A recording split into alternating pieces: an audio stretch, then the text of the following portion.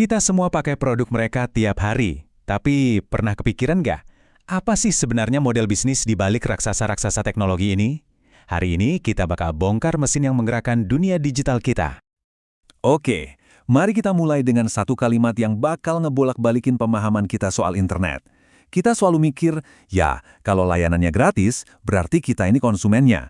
Tapi gimana kalau itu salah? Gimana kalau ternyata kitalah produknya? Jadi, gimana ceritanya kita bisa jadi produk? Nah, buat ngejawab itu, kita harus lihat ke belakang layar, ke mesin ekonomi super canggih yang menjalankan platform-platform favorit kita.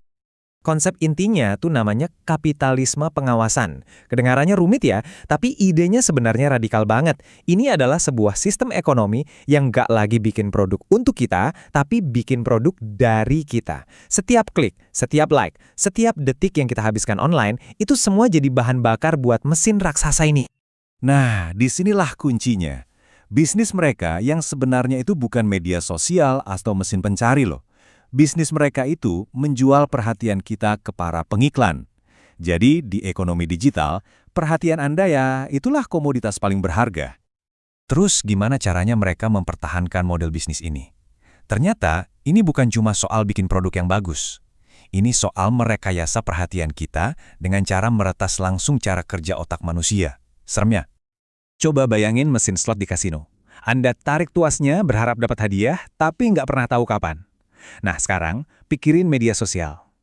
Anda refresh atau scroll feed-nya berharap nemu konten baru yang seru, tapi nggak pernah tahu apa. Ini bukan kebetulan loh. Keduanya pakai prinsip psikologis yang sama, namanya imbalan variabel intermiten buat bikin kita kecanduan. Anda terus-terusan nge-scroll nyari kejutan dopamin berikutnya.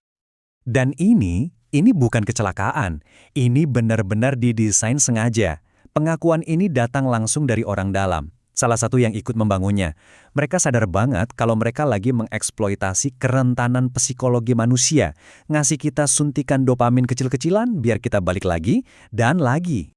Hasilnya apa? Hubungan kita sama teknologi jadi kayak medan perang. Ini bukan lagi kita yang pakai alat, tapi kita yang berantem ngelawan sistem yang secara aktif dirancang buat ngejebak dan memanipulasi perhatian kita. Dan seringnya kita kalah. Oke. Mari kita geser sedikit. Gimana masalah yang tadinya personal, ini soal kecanduan, berkembang jadi kekuatan raksasa yang ngebentuk ulang seluruh tatanan masyarakat kita, baik dari sisi ekonomi maupun politik. Dampak ekonominya, wow, ini benar-benar dahsyat, terutama buat industri pers.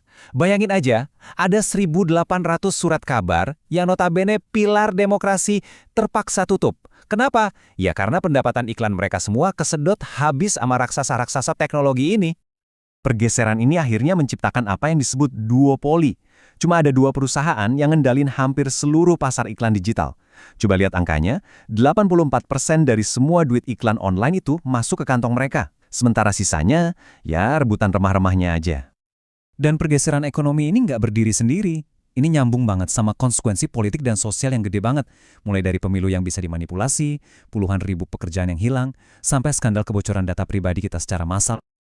Dan jangan salah, konsentrasi kekuatan kayak gini bukan tren modern biasa. Menurut Roosevelt Institute, tingkat kontrol pasar saat ini itu yang terparah dalam lebih dari 1 abad. Kita seolah-olah balik lagi ke zaman baron perampok, tapi sekarang arenanya di dunia digital.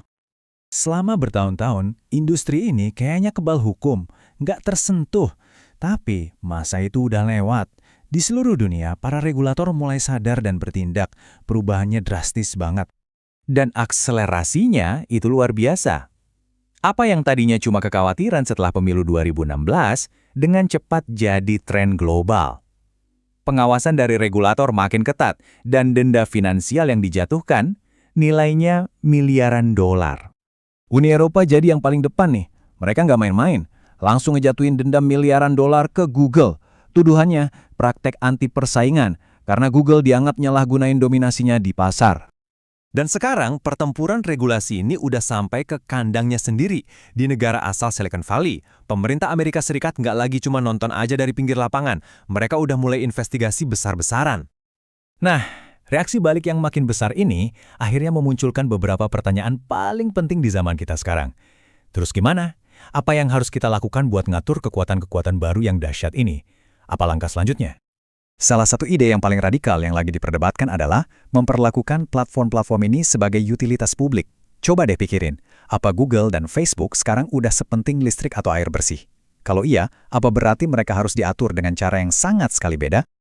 Ada lagi nih, proposal lain yang nggak kalah berani, yang ngajak kita buat ngubah cara pandang kita. Gini, kalau data pribadi kita itu adalah minyak baru di abad ke-21, bukankah seharusnya kita, sebagai pemilik sumber daya itu, dapat kompensasi? Nah, pendapatan dari dividen digital ini nantinya bisa dipakai buat mendanai kepentingan publik, kayak pendidikan atau infrastruktur. Ini semua akhirnya ngebawa kita ke satu pertanyaan yang sangat mendasar. Sebenarnya berapa sih harga privasi kita? Berapa nilai data yang kita kasih cuma-cuma setiap hari? Dan yang paling penting, siapa yang seharusnya dapat untung dari semua itu? Pada akhirnya, ini semua bukan cuma soal teknologi, ini soal kekuasaan.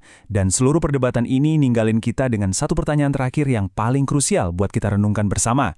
Kalau teknologi itu ngebentuk dunia kita, siapa yang seharusnya megang kendali buat mastiin teknologi itu melayani umat manusia, dan bukan sebaliknya?